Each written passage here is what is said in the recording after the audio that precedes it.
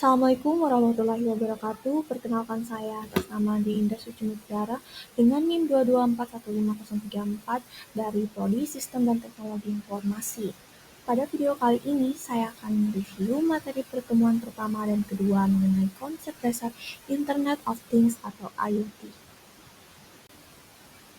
Pertama, perlu diketahui tujuan pembelajaran kali ini itu untuk memahami definisi dan konsep dasar IoT, mengetahui sejarah perkembangan IoT, mengidentifikasi komponen dan karakteristik IoT, menganalisis potensi dan manfaat IoT di berbagai sektor, dan mengenali tantangan implementasi IoT. Selanjutnya masuk ke realitas dan data atau dunia fisik dan dunia digital. Apa itu IoT? IoT adalah konsep yang mengintegrasikan objek fisik atau dilengkapi sensor dan sirkuit dengan infrastruktur jaringan digital.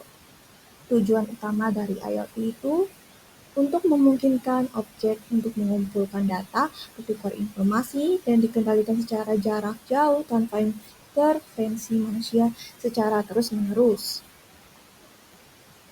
Ketiga yaitu sintesis. Jadi hubungannya itu Internet of Things mengubah objek mati menjadi entitas yang dapat merasakan dan berkomunikasi.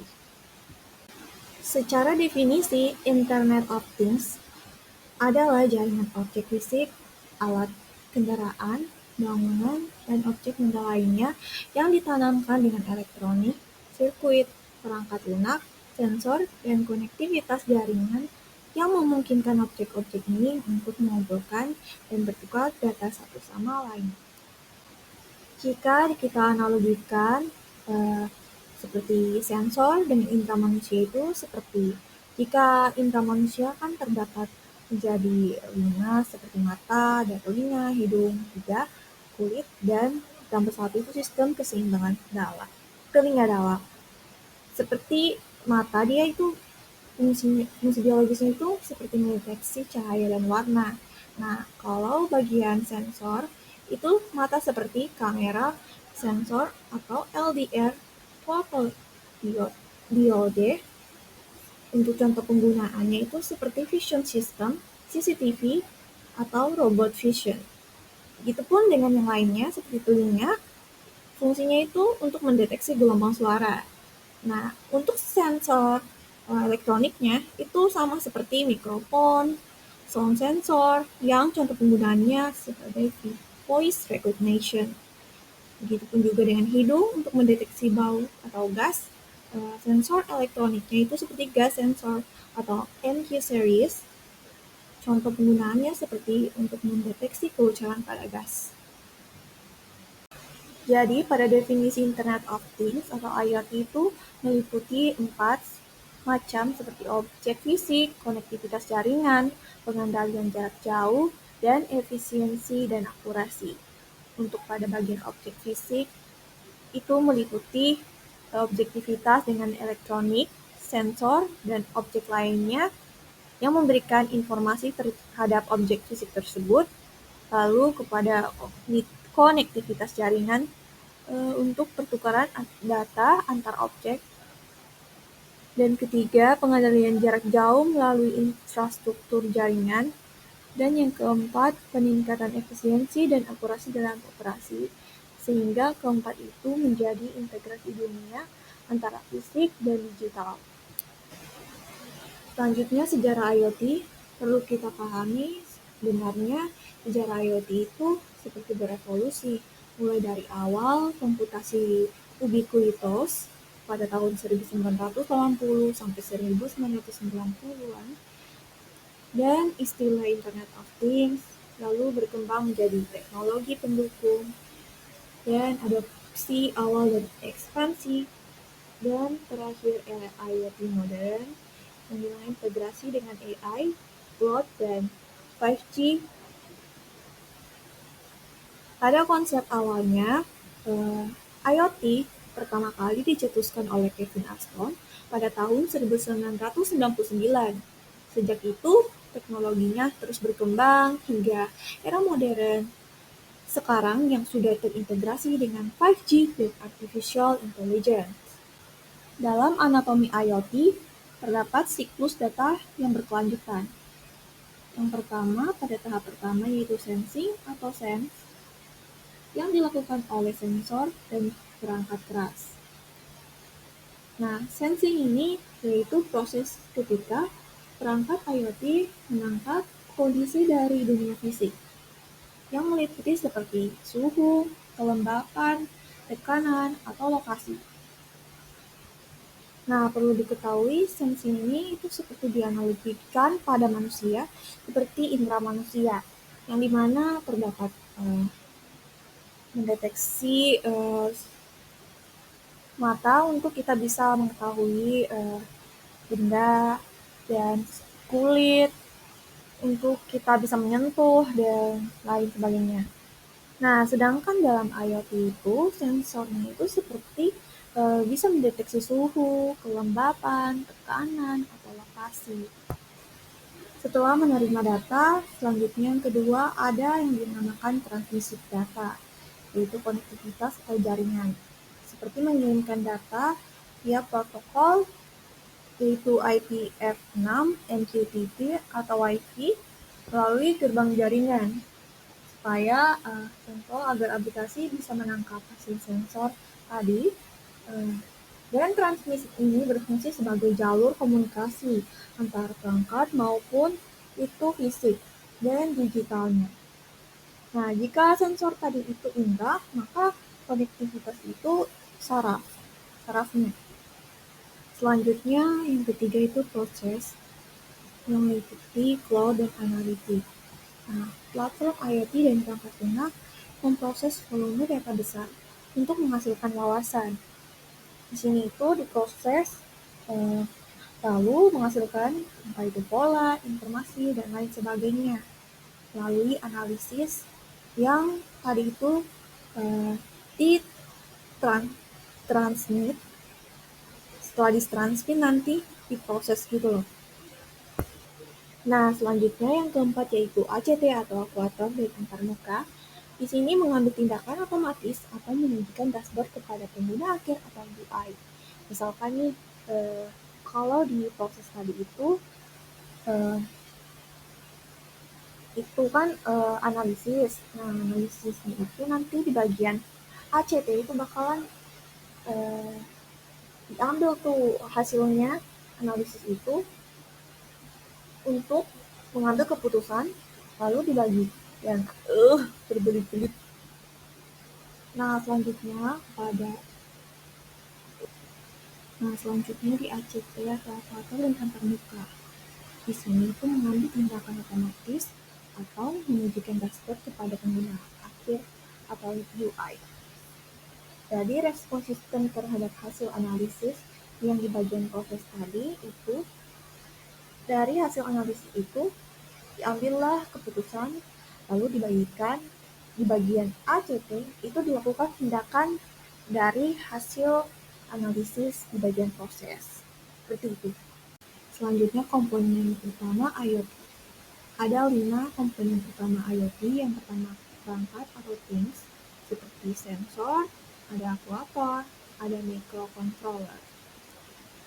Konektivitas menggunakan Wi-Fi, Bluetooth, Zigbee, dan LoRaWAN. Dalam data, informasi yang dikumpulkan dari perangkat. Misal, jika sensornya itu suhu, nah maka informasinya itu terdapat pada suhu. Selanjutnya analisis yaitu pemrosesan data untuk wawasan. Dilakukanlah analisis dari hasil sensornya tadi. Selanjutnya antarmuka pengguna seperti dashboard, aplikasi mobile. Selanjutnya arsitektur tumbukan IoT atau the IoT stack. Sebenarnya sama seperti komponen utama IoT tadi, yang dimana the IoT stack itu jika kita lihat dari gambar ini, susunan lapisan pada IoT yang menjelaskan bagaimana dapat bergerak dari objek fisik sehingga mencari informasi untuk mengambil sebuah keputusan. Nah, secara fisik, pada gambar ini memperlihatkan sistem IoT itu bekerja secara berlapis. Nah, di mana pertama itu perangkat fisik dan sensor, lalu konektivitas dan jaringan, lalu platform dan cloud computing, dan yang terakhir ke aplikasi dan antarmuka. Selanjutnya karakteristik IoT. Nah, karakteristik IoT juga mempunyai karakteristik. Yang pertama itu dinamis dan beradaptasi, yaitu perangkat sistem IoT itu dapat menyesuaikan diri secara dinamis terhadap lingkungannya. Yang kedua yaitu protokol komunikasi interoperable. IoT juga mendukung beberapa protokol komunikasi yang dapat dioperasikan bersama. Jadi memungkinkan perangkat untuk berkomunikasi tidak hanya satu sama lain, tetapi juga dengan infrastruktur jaringan yang lebih besar. Yang ketiga yaitu identitas unik. Nah, di sini setiap perangkat IoT itu memiliki identitas unik berupa alamat IP atau IP address. Yang keempat, konfigurasi mandiri. IoT juga memungkinkan banyak perangkat untuk bekerja sama secara otomatis guna menyediakan fungsi tertentu tanpa interferensi manusia yang terus-menerus. Nah, yang kelima karakteristiknya yaitu terintegrasi ke jaringan informasi. Nah, perangkat IoT juga dapat terhubung ke jaringan informasi yang lebih besar yang memungkinkan untuk berkomunikasi dan bertukar data dengan perangkat dan sistem lain. Berdasarkan bidang penggunaannya, ada 4 kategori IoT. Yang pertama itu Consumer IoT atau COT, yaitu perangkat dan aplikasi IoT yang dirancang untuk digunakan oleh konsumen individu dalam kehidupan sehari-hari. Seperti contohnya yaitu robot vacuum cleaner yang dapat membantu menghemat waktu dan tenaga manusia karena dapat melakukan tugas pembersihan secara otomatis, bahkan saat pengguna tidak berada di rumah, dengan hanya menekan tombol untuk memulai atau menghentikan pembersihan. Selanjutnya, Industrial Internet of Things atau IIoT, yaitu penggunaan teknologi IoT dalam konteks industri untuk meningkatkan efisiensi operasional, produktivitas, dan keselamatan. Contohnya, pabrik-pabrik yang menggunakan banyak IoT untuk mengefisiensikan pekerjaannya. Selanjutnya yang ketiga yaitu kategori Internet of Medical Things atau IoMT, yaitu jaringan perangkat medis yang terhubung melalui aplikasi dan sistem yang dapat mengumpulkan, memantau, dan mengirim data melalui internet. Nah, datanya itu akan tersimpan dan terkoneksi dalam internet ke aplikasi dari tenaga medis atau dokter sehingga bisa mengetahui kondisi pasien. Jadi dengan adanya IoT ini dapat memantau kondisi lebih cepat dan akurat bagi pasien. Selanjutnya yaitu yang terakhir Smart Cities, yaitu konsep yang memanfaatkan teknologi IoT untuk mengelola dan meningkatkan berbagai aspek kehidupan kota, termasuk transportasi, layanan publik, dan infrastruktur. Nah, di sini terdapat beberapa macam aspek dari kategori IoT, mulai dari fokus utama, lingkungan implementasi, pengguna utama, dan lain sebagainya. Di sini terdapat perbedaan fokus atau aspeknya. Bisa dilihat di slide ini. Selanjutnya, lengkap ekosistem IoT terapan. Nah, jika kita terapkan di suatu sistem yang saling terhubung satu sama lain, maka terbentuklah smart city yang dimana terdapat consumer IoT atau COT, smart home untuk efisiensi individu. Terus ada lagi industrial IoT-nya dan Internet of Medical Things-nya untuk perawatan proaktif dan smart cities seperti pengaturan lampu lalu lintas adaptif, dan pemantauan kualitas udara. Jadi ini gambaran lanskap ekosistem IoT terapan. Selanjutnya teknologi dasar IoT. Di sini terdapat 4 tahapan. Yang pertama itu M2M atau machine to machine. sempit dan tertutup, komunikasi titik ke titik antara mesin tanpa internet, publik. Jadi mesin hanya antar mesin saja. Jadi mesin to mesin itu tahap dasar dari IoT yang akan dikembangkan. Jadi contohnya seperti pertukaran antar perangkat saja di dalam ekosistem tersebut. Selanjutnya, IoT atau Internet of Things. Meluas jaringan perangkat fisik berskala besar yang terhubung melalui alamat IP global. Jadi cakupannya itu dari IoT ini lebih meluas dari mesin to mesin yang hanya titik ke titik. Selanjutnya, CPS, Cyber Physical Systems, yang terintegrasi loop umpan balik di mana komputasi awan memantau dan langsung mengendalikan proses fisik. Dan salah satu tahap akhir pengembangannya yaitu WOT, Web of Things, terbuka dan terstandarisasi, representasi abstrak di mana objek fisik menjadi bagian terintegrasi dari arsitektur World Wide Web. Nah, dalam IoT terdapat beberapa tantangan. Ada 6 tantangan dalam IoT. Yang pertama itu keamanan. Perangkat yang dirancang dengan buruk dapat mengekspos data pengguna terhadap pencurian dengan membiarkan data tidak terlindungi dengan baik, dan dalam beberapa kasus dapat mengancam kesehatan dan keselamatan orang. Jadi, perangkat IoT itu seringkali memiliki sumber daya komputasi yang rendah sehingga sulit untuk memasang enskripsi yang kompleks. Hal ini menjadikan mereka titik lemah yang mudah diserang hacker untuk masuk ke jaringan utama. Seperti contoh kasus Mirai Botnet, di mana peretas mengambil alih ribuan kamera CCTV dan router rumah tangga yang keamanannya lemah untuk melakukan serangan di DOS besar-besaran yang melumpuhkan situs-situs global. Tantangan selanjutnya adalah skalabilitas. Nah, miliaran perangkat yang terhubung ke internet membentuk jaringan besar yang memerlukan pemrosesan volume data yang sangat besar. Sistem yang menyimpan dan menganalisis data dari perangkat IoT ini harus mampu diskalakan. Jadi menghubungkan 10 perangkat itu mudah, tapi mengelola jutaan perangkat yang mengirimkan data secara bersamaan itu membutuhkan sistem cloud dan database yang sangat besar dan fleksibel agar tidak crash. Seperti contoh kasusnya implementasi Smart City di kota besar, ketika jutaan sensor parkir, lampu jalan, dan tempat sampah pintar mengirim data secara bersamaan, sistem server kota harus mampu memproses volume data raksasa tersebut tanpa delay. Selanjutnya yaitu interoperabilitas.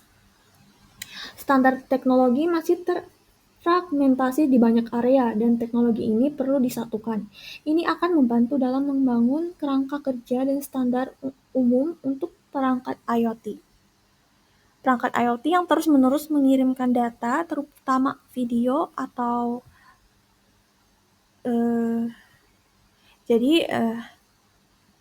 contoh kasusnya ketika kita membeli lampu pintar merek A dan sensor gerak merek B, namun keduanya tidak bisa dihubungkan dalam satu aplikasi kendali karena masing-masing menggunakan protokol tertutup atau proprietary.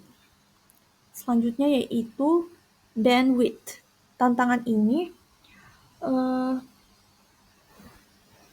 seperti konektivitas merupakan tantangan besar bagi IoT. Dengan pertumbuhan eksponensial pasar IoT, beberapa ahli khawatir bahwa aplikasi IoT yang membutuhkan bandwidth besar akan bersaing untuk mendapatkan ruang. Seperti contoh kasus penggunaan kamera pengawas yaitu CCTV berbasis cloud di area perkebunan terpencil. Jika kamera mengirimkan video kualitas 4K atau 4K secara terus-menerus lewat jaringan seluler, kuota data dan kecepatan internet di area tersebut akan cepat habis dan melambat. Selanjutnya, tantangannya yaitu standar.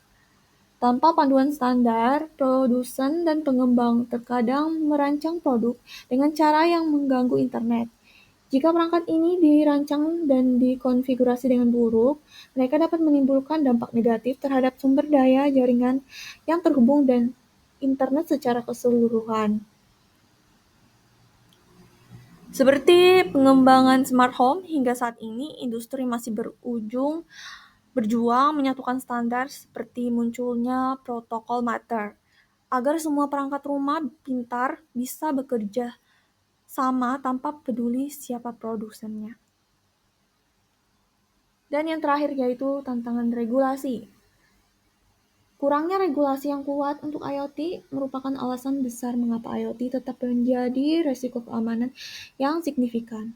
Masalah ini kemungkinan akan memburuk seiring meluasnya potensi serangan yang mencakup perangkat-perangkat penting. Contoh kasusnya seperti penggunaan speaker pintar atau smart assistant yang selalu mendengarkan percakapan di rumah tanpa regulasi privasi yang ketat.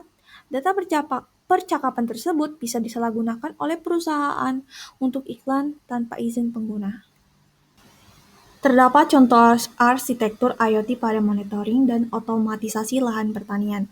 Nah, di sini di lahan pertanian itu dimulai dari sensor kelembaban tanah atau device. Itu mengirim data suhu secara real-time lewat jaringan atau LoRa atau Wi-Fi connectivity ke cloud atau penyimpanan. Lalu, petani bisa melihat hasilnya di dashboard HP untuk menyalakan pompa otomatis interface. Jadi ini tuh memudahkan petani IoT ini.